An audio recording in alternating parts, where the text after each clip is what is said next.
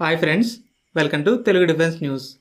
Friends, మీకు Indian మిలిటరీపై interest ఉంటే తప్పకుండా మన ఛానల్ని సబ్స్క్రైబ్ చేసుకొని డైలీ ఫాలో అవడానికి అయితే ట్రై చేయండి.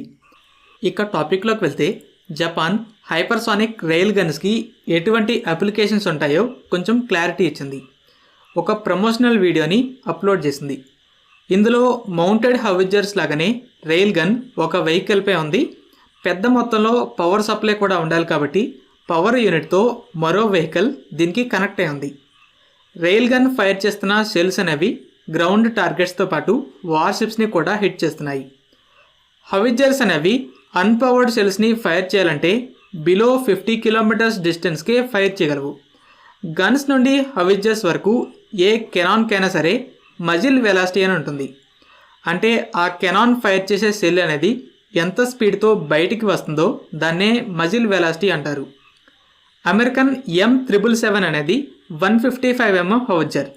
దీని muzzle velocity 827 metres per second, అంటే 0.8 కిలోమీటర్స్ పర్ సెకండ్. దీన్నే మ్యాక్లో చెప్పాలంటే మ్యాక్ 2.3. అయితే ఎలక్ట్రోమాగ్నెటిక్ రైల్ గన్స్ అనేవి ఎలక్ట్రోమాగ్నెటిక్ ఫోర్స్ ద్వారా హైపర్సోనిక్ స్పీడ్తో సెల్స్ని ఫైర్ చేస్తాయి. ఇవి స్టీల్తో తయారు చేసిన సెల్స్ని ఫైర్ చేస్తాయి. ఇందులో ఎటువంటి ఎక్స్ప్లోజివ్స్ ఉండవు. కానీ హైపర్సోనిక్ స్పీడ్ వల్ల వచ్చే కైనెటిక్ ఎనర్జీతో సివియర్ డ్యామేజ్ ఉంటుంది. ఎంత స్ట్రాంగ్ ఆర్మోర్ కాంక్రీట్నైనా బద్దలు కొట్టగలవు.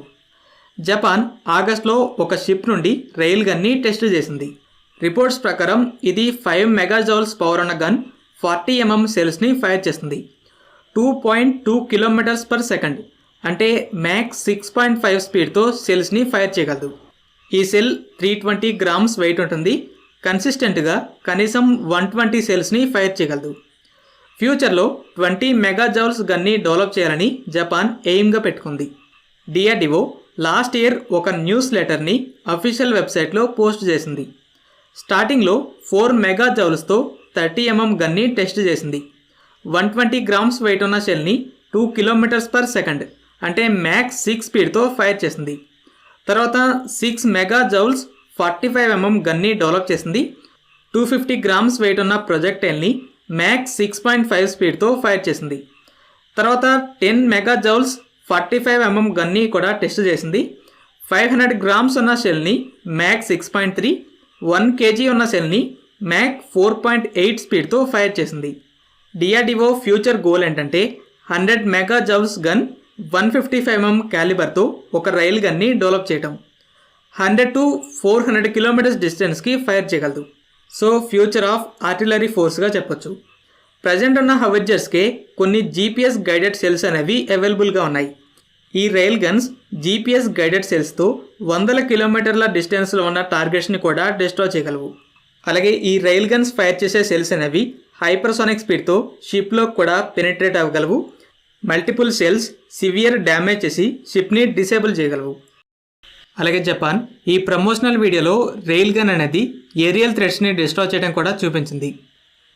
లాస్ట్ ఇయర్ జనవరిలో వచ్చిన reports Japan ships, planes, missiles, ముఖ్యంగా హైపర్సోనిక్ మిసైల్స్ని షూట్ డౌన్ చేయడానికి రైల్ గన్ని డెవలప్ చేస్తుందని ఇండికేట్ చేశాయి. కొన్ని నెలల క్రితం ఆల్రెడీ ఒక వీడియోలో చెప్పాను. అమెరికన్ నార్త్రోప్ గ్రూమన్ ఒక 57 mm గైడెడ్ అమ్యునిషన్ని డెవలప్ చేస్తుంది. దీనికి ఫ్రంట్లో సీకర్ ఉంటుంది. కంట్రోల్ కిట్ టార్గెట్ వైపు షెల్ని తిప్పగలదు. దీని ద్వారా డ్రోన్స్, క్రూజ్ మిసైల్స్, బోట్స్ని కూడా డిస్ట్రాయ్ చేయగలదు. అయితే రైల్ గన్స్ అనేవి హైపర్సోనిక్ స్పీడ్తో షెల్స్ని ఫైర్ చేయగలవు కాబట్టి గైడెన్స్ కిట్ని యాడ్ చేస్తే హై స్పీడ్ ఏరియల్ థ్రెట్స్ని కూడా షూట్ డౌన్ చేయగలవు. హిట్ టు కిల్ టెక్నాలజీ అనేది పూర్తిగా కైనెటిక్ ఎనర్జీ మీదే డిపెండ్ అయి ఉంటుంది. ఈ టెక్నాలజీతోనే బలిస్టిక్ మిసైల్ ఇంటర్సెప్షన్ అనేది జరుగుతుంది. ఓవరాల్గా రైల్ గన్స్ అనేవి రెగ్యులర్ హవిజర్స్లా కాకుండా 100 కిలోమీటర్ల డిస్టెన్స్కి ఫైర్ చేయగలవు. యాంటీషిప్ వెపన్స్గా ఉపయోగపడతాయి. ఎయిర్ అండ్ మిసైల్ డిఫెన్స్లో కూడా యూజ్ అవుతాయి.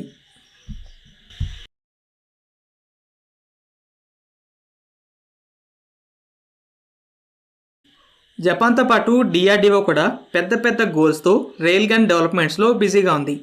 అమెరికా అయితే $500 million ఇన్వెస్ట్ చేసి ఫెయిల్ అయ్యి ప్రాజెక్ట్ని క్యాన్సిల్ చేసింది.